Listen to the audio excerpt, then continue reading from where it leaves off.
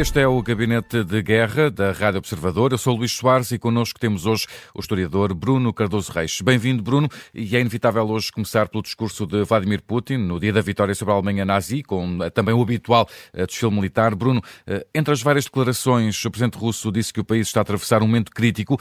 Há alguma novidade ou algo de particularmente relevante no discurso feito hoje?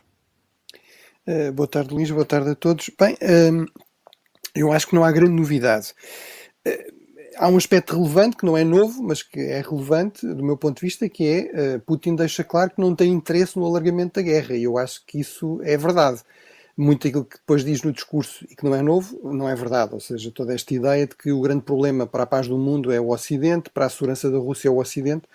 Quer dizer, até dá a ideia que são os países ocidentais que andam a invadir a Rússia nas últimas décadas, nos últimos anos, e não a Rússia a invadir uma série de países vizinhos, desde a Geórgia até à Ucrânia, o mais recente, e com um grau de intensidade que não se via desde a Segunda Guerra Mundial, a partir de fevereiro de 2022. Mas há aqui um dado realmente importante, que é ele sublinhar que não está interessado numa terceira guerra mundial, que pela Rússia isso não acontecerá, e portanto parece-me evidente que pelo lado dos países ocidentais também não acontecerá. Certamente nenhum país ocidental queria esta guerra ou quer esta guerra, e portanto acho que isso é positivo e mostra que realmente também algum daquele alarmismo que surge associado a alguma propaganda russa, à questão do nuclear e tudo isso, realmente isso, é alarmismo. Enfim, há um alarmismo que não é completamente delirante, porque a Rússia é uma potência nuclear e tem alguma capacidade militar, mas é evidente, do ponto de vista racional, a Rússia não tem nenhum interesse em alargar a guerra, quer dizer, já está a ter muitas dificuldades em combater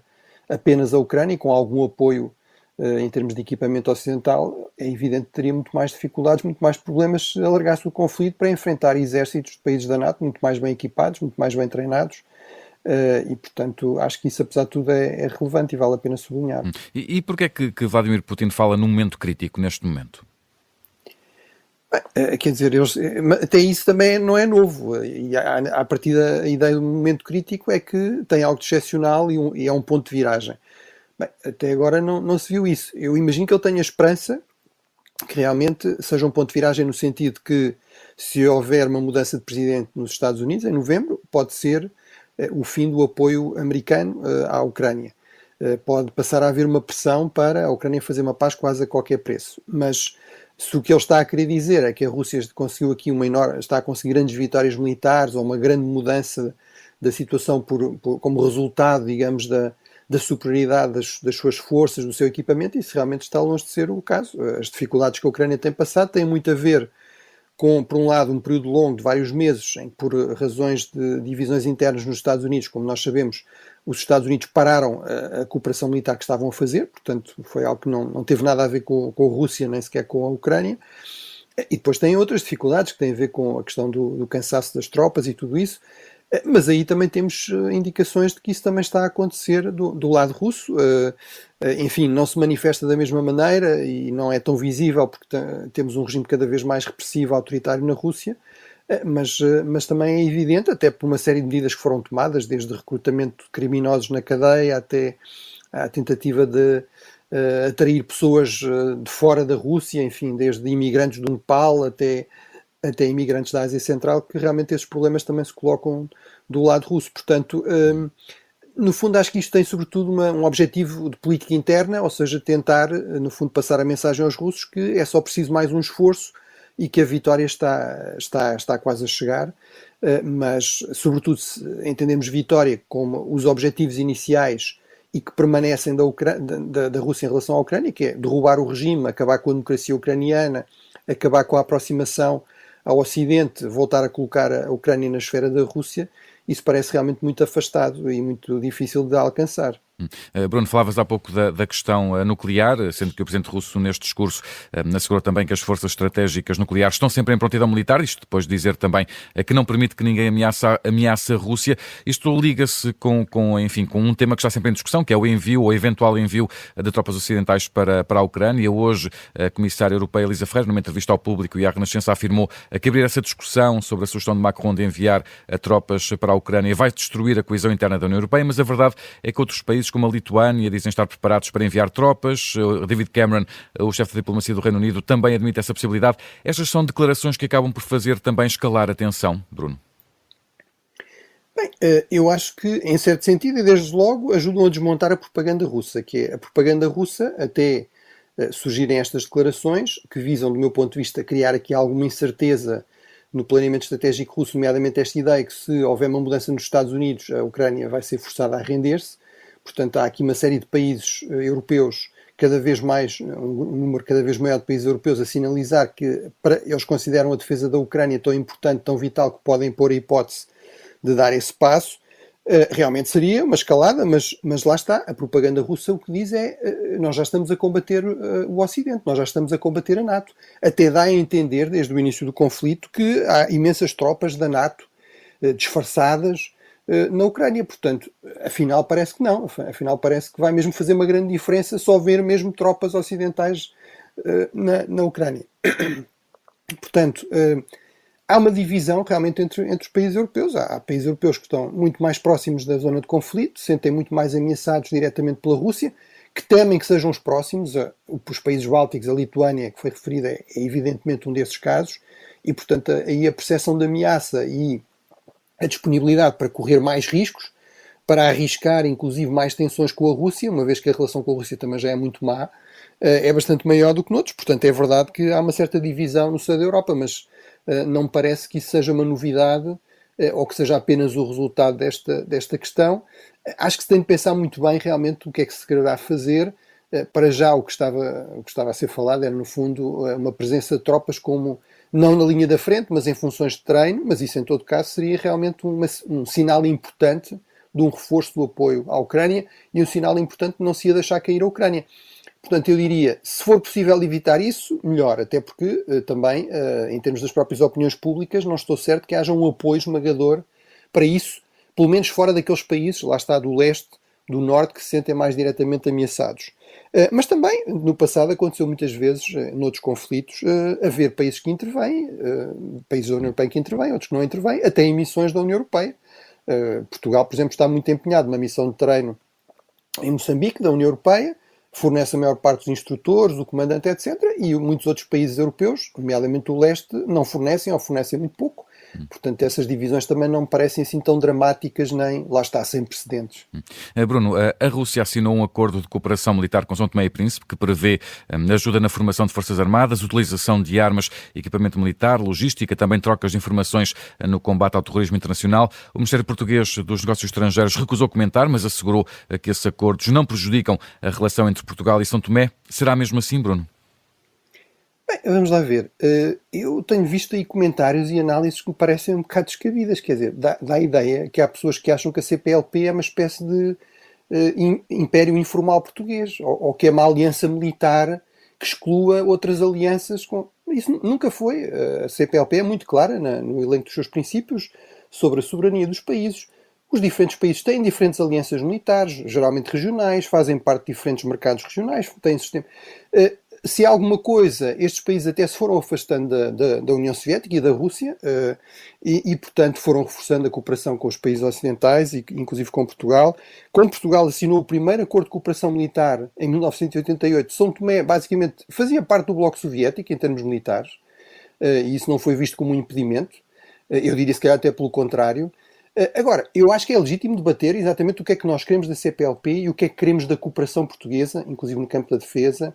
O que é que podemos fazer mais? Eu acho que estamos até a fazer alguma coisa em São Tomé. Eu há anos que defendo que São Tomé e Cabo Verde deviam ser prioritários na cooperação portuguesa, nas várias áreas, inclusive nesta, porque com mais algum dinheiro em países que são de uma dimensão relativamente pequena, que geralmente não são uma grande prioridade para as grandes potências, podíamos ter um impacto muito maior do que noutros países.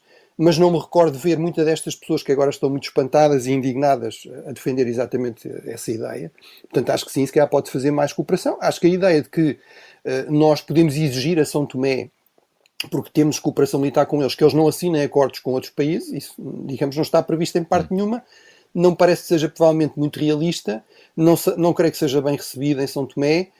E, inclusive, até acrescento, só para terminar, duvido, por exemplo, os Estados Unidos nos peçam ou queiram isso. Se calhar, os Estados Unidos estão mais interessados até em que nós reforcemos a cooperação com São Tomé, se calhar até trilateral, até também com os Estados Unidos, porque, afinal, os Estados Unidos, por exemplo, aceitam manter tropas no Níger ao lado de tropas russas. Portanto, a situação em África é muito complicada e os Estados africanos são muito resistentes à ideia de que só podem cooperar com um lado. A França tem tentado esse modelo, não lhe tem corrido muito bem, e apesar de tudo tem outros argumentos financeiros e militares, etc., do que tem Portugal. Portanto, parece-me avisada a postura do governo português em relação a esta questão.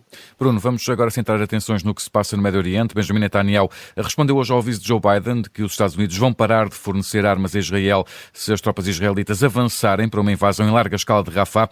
As relações entre Estados Unidos e Israel estão cada vez mais tremidas, Bruno? Bem, há realmente tensões crescentes, podemos utilizar essa linguagem, públicas, elas têm-se tornado evidentes nos últimos tempos. Realmente os Estados Unidos têm pressionado muito Israel para ter uma ação militar mais contida, para aumentar substancialmente a ajuda humanitária, e aparentemente desenharam aqui uma linha vermelha. Isso já se vinha, enfim, esboçando nos últimos dias, nas últimas parte de semanas, portanto, sinalizando que se realmente houvesse uma ofensiva em grande escala, ignorando a questão das salvaguardas da população civil nesta zona de Rafah, que isso realmente levaria a uma mudança da postura dos Estados Unidos. Apesar de tudo, não estamos a falar de um corte de relações, nomeadamente de cooperação militar, não estamos sequer a falar de um corte do fornecimento de todo o tipo de equipamento. Portanto, o que é dito é equipamento militar, no fundo, mais ofensivo, enfim, que à partida, ou seja, temos, por exemplo, o sistema do Iron Dome, o sistema do Patriot, etc. Portanto, defesa antiaérea, por exemplo, isso foi muito claramente dito, não será incluído nesta suspensão ou nesta ameaça de suspensão, não é? E, portanto, mas sim, é realmente um sinal de uma ruptura pública entre Israel e os Estados Unidos, nomeadamente na cooperação militar, como não se via há bastante tempo, com esta questão que é, os Estados Unidos têm sempre de equilibrar aqui também o receio de sinalizar um abandono de Israel, vamos pôr as coisas assim, poderia ser interpretado, por exemplo, por atores como o Irão, como vimos ainda há poucas semanas, tem grandes interesses em atacar Israel, podia ser visto como uma espécie de carta branca para avançar para uma ação mais agressiva na região, e isso também não é algo que os Estados Unidos querem evitar. Bruno, falando em apoios, Espanha e Irlanda estão a considerar reconhecer oficialmente a Palestina enquanto Estado no dia 21 de maio, a data que coincide com o Conselho de Ministros espanhol. O canal público irlandês adianta que vários outros Estados-membros da União Europeia farão o mesmo. Isto será boa ideia? Não sei, eu acho que não. Ou seja, se eu achasse que isto punha fim à guerra, e se alguém achar que isso vai acontecer, seria boa ideia. Se achasse que ia levar milagrosamente a um acordo de paz entre um Estado da Palestina e um Estado de Israel, ao fim da ocupação israelita, acharia que sim, mas não parece que nada disso vai acontecer. Portanto, acho que isto é mais um exemplo de uma tendência em que a Europa tem existido nos últimos anos, que é grandes declarações, grandes exigências, grandes declarações unilaterais. O Maduro tem de se ir embora, já não é o presidente, é o presidente Guaidó, o Assad tem de se ir embora, e depois na prática não acontece nada. E, portanto, acho que isto só vai dificultar mais a credibilização da política europeia e não vai ter grande eficácia em termos de resolução do conflito e de preocupações legítimas, como por exemplo a população civil palestiniana ou com o avanço do processo de paz.